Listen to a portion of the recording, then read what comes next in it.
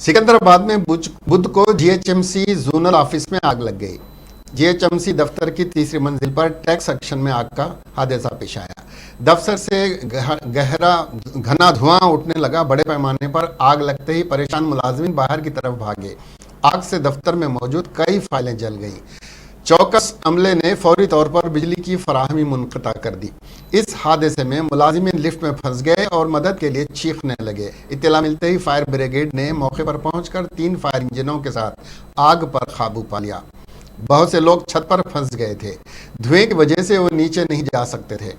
Fire brigade का अमला उन्हें नीचे लाने की कोशिश कर रहा है। पुलिस जाए वकूफ पर पहुंची और हादसे की वजह जानने में मसरूफ है।